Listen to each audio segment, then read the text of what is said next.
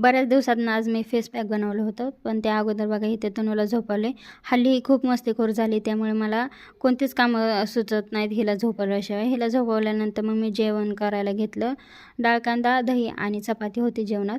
तर इथं face pack बनवताना बेसन पीठ टाकून त्यामध्ये 2 चमचा दही टाकून चिमूटभर हळद टाकायची आणि तोपर्यंत मिक्स करायचं जोपर्यंत ह्याचं क्रीमी टेक्स्चर होत नाही. आणि इथे बघा असं मस्तपैकी क्रीमी टेक्स्चर झाले. तर मग मी फेस पॅक लावायला घेतलं. फेस पॅक लावायच्या अगोदर केस बांधणं गरजेचं आहे, त्यामुळे केस बांधले आणि फेस पॅक लावायला घेतलं. तर चेहऱ्याला लावताना नेहमी असं पूर्णपणे स्प्रेड करून लावायचं, जेणेकरून सगळीकडे एकसारखं लागेल.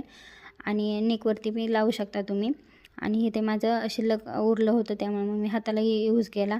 10-15 मिनिटांनी काढताना नेहमी हे स्क्रब करून काढायचं, जेणेकरून ते टॅनिंग वगैरे सगळे निघून जाऊ शकते. तर इथे पाहू शकता माझा चेहरा किती इन्स्टंट ग्लो दिसायला लागला आहे. तर तुम्ही पण हे ट्राय करा. जबरदस्त फेस पॅक आहे.